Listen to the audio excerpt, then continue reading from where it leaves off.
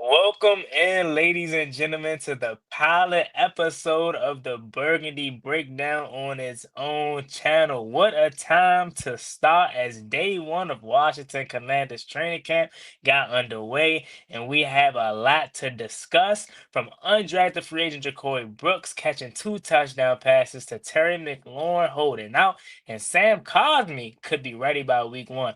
All in that and more is coming up on the Burgundy Breakdown. Let's get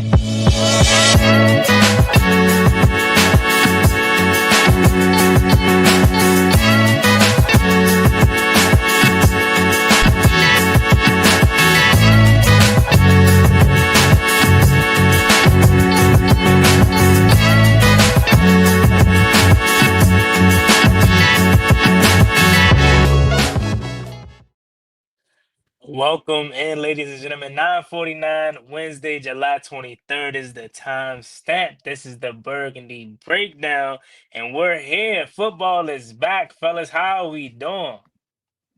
Finally. Feeling great, excited, man. A lot of good talks, a lot of good things to discuss. It's up. Football is back. Mm-hmm.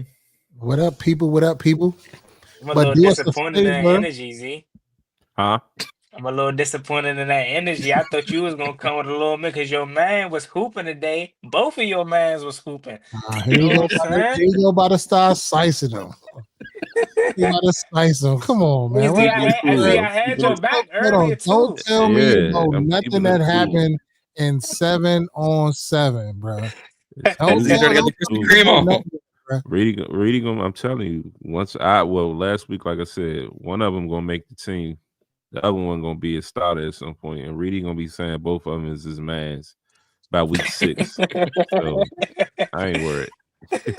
You gonna see the video on our page? That's my man. I told him that's my man. The truth comes out. Nah, but people, man, we thank y'all for joining us today. But like Juan said before, this is the pilot episode of the Burgundy Breakdown on our own channel. So in the comments, we're going to give you guys the link to the channel. So we have our channels up now, but in probably about 8 to 9 minutes, we're going to come off our channels, and you have to go over there to see the remainder of the show, which we will be over there. So if you haven't already done so, like, share, subscribe to the Burgundy Breakdown at the Burgundy Breakdown Wash. That's the new channel where we're going to be broadcasting from every Wednesday throughout the season. And this is, like we said, the pilot episode, training camp edition, I guess we're going to call it. But what's up, training camp edition? What's up, man? I mean, I wish I could say physically I'm feeling better, but I'm here. Yeah, I'm on a physically unable to perform list, man. But man, we got a lot to talk about, fellas. We really, really do. And I want to start with the heavy hitters. Yeah, we could talk about the locker room, which is cool, but I'm going straight into the business head first. Terry McLaurin not there at training camp. This not a surprise for me, as I expected him to not show up. But for me personally, what I will say is I think Terry's doing this thing wrong. I think a hold in would have been better for him financially and also to get on the side of putting the pressures on him. Because imagine you being a boss and you showing up to work and not doing nothing, but you can't do nothing about it. You can't find me $50,000 if I'm doing a hold in and I'm there. But he decided to hold out. I think there was a picture floating around that he was doing some yoga in the Ashburn area. So he is by the facility, probably hoping for that contract to be done soon. As that gives us some type of confidence that it could be done very soon, because we could be Trey Hendrickson. Trey Hendrickson not even in Cincinnati. So maybe that's a little, hope that it can be done soon. But yeah, what are y'all thoughts about that? Let's start it off right there. Well, with the Terry situation, I definitely thought if he was to hold out, it would be a hold in. You know what I mean? But you know what I mean, he elected to not show. When that happened, I'm like, whoa, he really making a statement. Saw the picture this morning. He out doing yoga out at Ashburn, so you can tell he's nearby. He's from waiting. a fan too. Yeah, he, you know what I mean. He's showing. I mean, it's Terry. He's not carrying it. I think he's just showing that he's serious about what he meant, about his value, and that the team or the organization, you know, if they need to step up and put their, you know what I mean, put their money where their mouth is. Yesterday, Adam Peters discussed and basically said that the team is going to do everything they need to do to get a deal done with Terry. So, like Mr. Peters, like, get on it. Let's do whatever it is you need to do to figure this out. You know, me personally, from the aspect of losing money, you know what I mean, I always wonder what these players be thinking about, you know what I mean, losing that type of money, $50,000 a day for anyone that may not have known. Every practice that he missed is $50,000. And when they put him on a, you know, on that list, it pretty much stamped that, you know, he's going to incur those fines. Also, I'm hearing that the league took away the ability for the teams to waive the you know, the action on not finding players when they're holding out. So he's definitely taking that 50K hit. Shocks me every day. That's a lot of money. I mean, I know he's a millionaire. He make 20 plus a year, but 50K is 50K. But I'm hoping that, you know, they can get this deal done and over with so we can move forward. I personally think that, you know, it's a distraction they have to keep talking about every day. I also personally think that him being here is important, you know what I mean, because we got a championship to chase. We're not, you know, fiddling around with our thumbs anymore. We're not just sitting at the bottom. We got some shit to chase out here, and I think that being, you know, 100% in attendance needs to hurry up and happen. So here's the thing for me. A big thing about the $50,000 a day is like they can't pay you that back based off of the new collective bargaining agreement.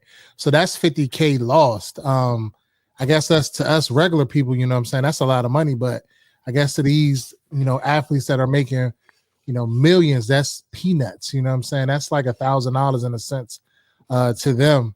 But I did as well thought it would be a hold-in situation. I didn't think he was going to hold out.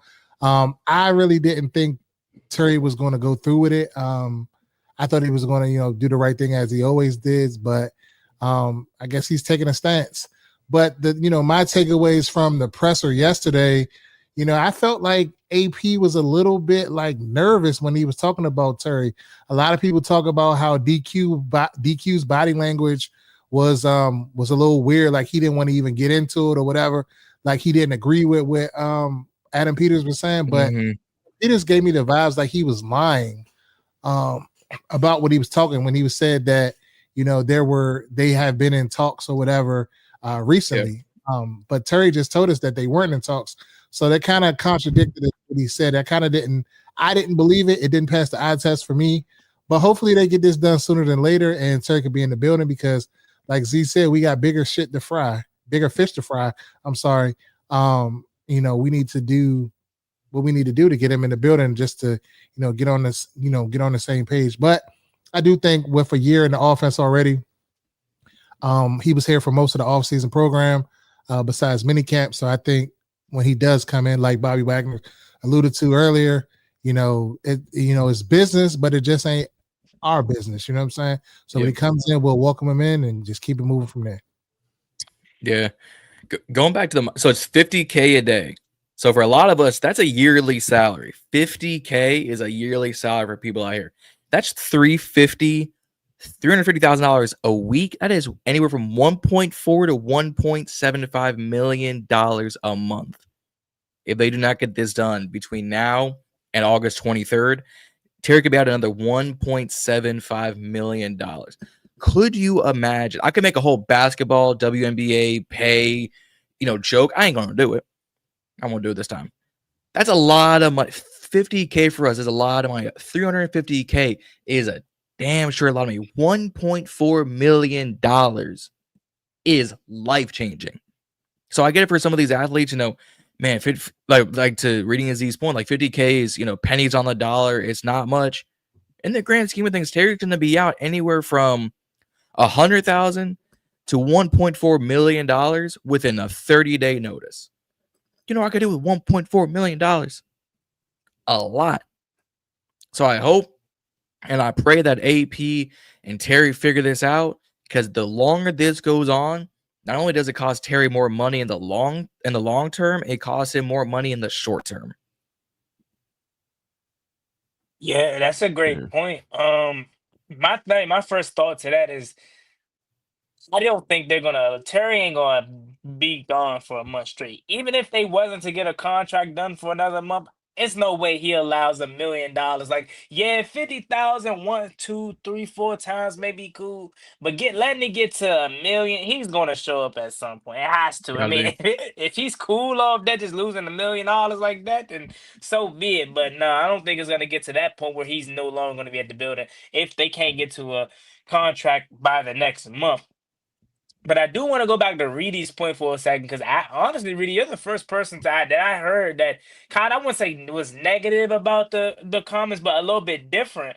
Like, you kind of picked up on, like, oh, AP may sound a little bit nervous and questioning DQ's body language. I really didn't pay DQ any mind, and I don't pay him no mind when they ask him stuff about Terry, because he legitimately doesn't have a say in this thing. It's literally Adam Peters and Terry McLaurin in the front office. He has nothing to say. So Dan Quinn's body language don't really mean nothing to me. But you saying, AP being a little bit nervous, like, that was eye opening, because I didn't look at it as such. But maybe, you know what I'm saying, you can elaborate on that more to kind of get us a better feel.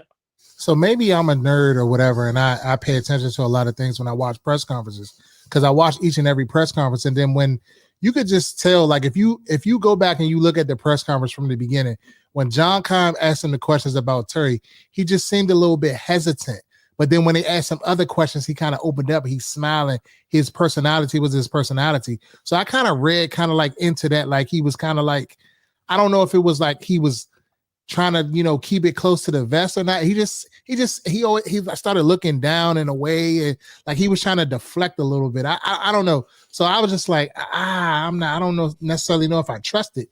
And then also Bickle from 106.7 The Fan, the Junkies, they made a post on their page saying that, looking at Dan Quinn's body language, like he wanted no parts of it, like no parts of what Peters was saying. Like, I didn't really pay attention to Dan Quinn in the moment, but when I went back and looked at it after I seen that clip, he is kind of like hesitant on like what he's saying. Like, they didn't seem like they were, hand to hand on, what was going on at that point in time. I think DQ like wants this shit to be over and wants him back in the building, whereas they got to take a stand, what I'm saying, because it may not align with them, and like everybody's saying, it's not about this year when he turns 30, because he's still going to be under his previous contract. It's next year, the year after, and the year after that, when he gets into the crux of the nude money deal that they're worried about.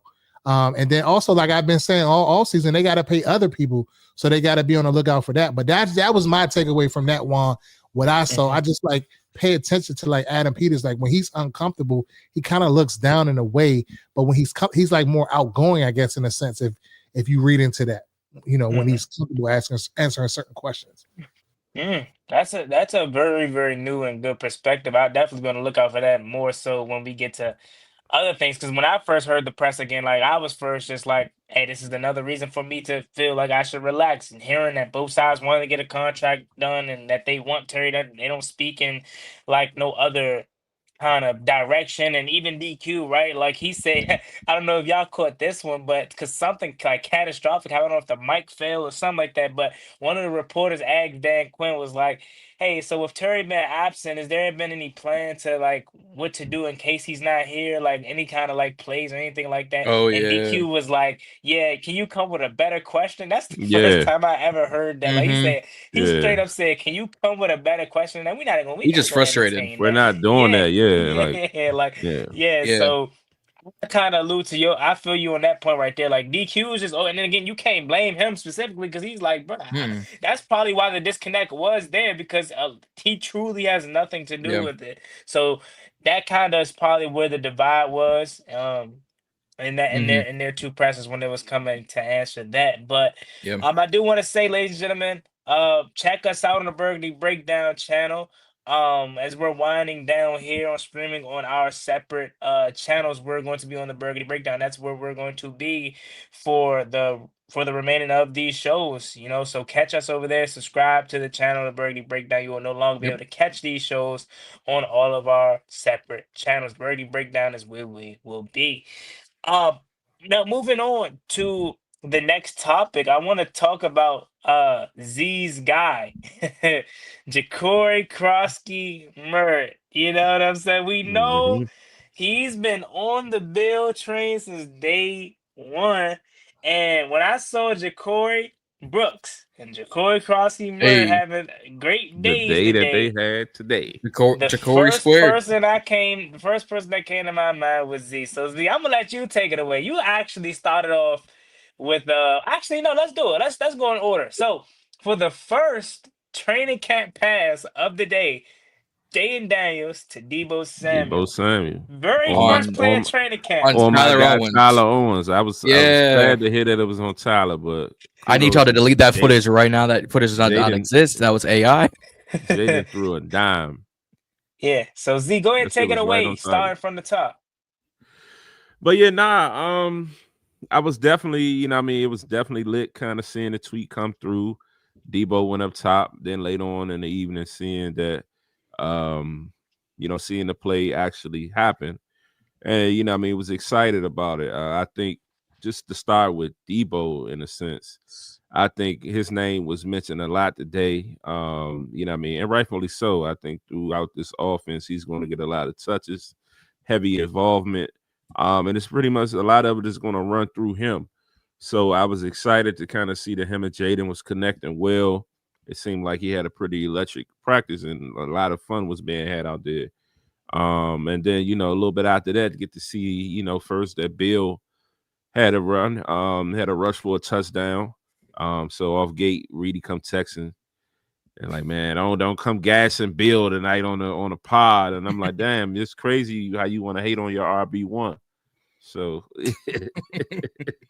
but yeah, like I said early on in this off season, I went on a limb and said that I think that probably about mid-season, Bill could potentially take over the number one running back spot, but he's definitely gonna give Brian Robinson some bump, and some competition out there. And I think that, as well as last week, I made the prediction that Ja'Cory Brooks will make this roster as a receiver. Today he had 2 touchdowns, one from Jaden, one from Marcus. So definitely excited to see those names come flashing across my phone today. And I'm just geeking to get out this starting Sunday and the days following to kind of, get out there and get some real looks at my guys. You know what, Z? I had your back all the way. I ain't gonna lie, because my man Reedie came extremely. And I don't want to hit his about 7 on 7. Look, when you Ja'Cory Brooks and Ja'Cory Krosky Mert, I don't care if it's 1-on-1, 7 on 7, 11 on. You gotta show out because you fighting for a roster spot. So whatever type of success they have, I'm all for it. So and like. It's this Ja'Cory Brooks fan, stand. Like, I remember years ago, I was a part of the Kelvin Harmon stand where it was a long shot that he would be something for real. But I was a part of it heavy. It's like a legit fan base for Ja'Cory Brooks out here, man. So to hear that he's had a day, not only had a day though, but had a day with the ones, cooked Marshawn Lattimore, take that with a grain of salt, please. Don't I was about to say cook is They say Marshawn slipped. Marshawn slipped. Yeah, Marshawn slipped on that banana. Okay, cool. We'll go with that. I only say take that with a grain of salt because I don't want people to be overlooking that and say, "Oh, Marshawn Lattimore's cooked." Hey, I'm more so happy that Ja'Cory Brooks did something against a guy of that caliber. But let's go to Reedie because Reedie awfully quiet. What's up, Reedie? I don't have a comment. I don't have nothing to say. I'm not saying. Yeah. I don't get too hype over 7 on 7 people. That's all I'm saying. When the pads get on this 11 on 11, then we can get excited about some things. Now I don't get too excited about shorts and t-shirts. Fair enough. Me, I feel like when the Bullets is fine, it's 11 on 11 team. Then we can we can get excited. When we go up to Cincinnati, or when we play the Ravens on these joint practices, then we can get excited. It's a little too early for that. But So let I me would ask say you this. this. I would say this real quick. Just so you guys know, we're getting ready to drop off the other channels, so you can go over to the Burgundy Breakdown Wash on YouTube, and we will be continuing this show over there. So if you're on Reedie Zee on Twitter, or well, formerly known as Twitter as X, or on our YouTube channel, we're going to drop off and be on the Burgundy Breakdown. So we're going to do that right now. Well, go ahead. If you're on BIB, or cut it off. I was gonna ask you. So all right, let's just go with this hypothetical. Would you still have the same kind of perspective had it been negative? Let's say Bill had 2 fumbles or 5 through 3 picks today. Would you put a little bit more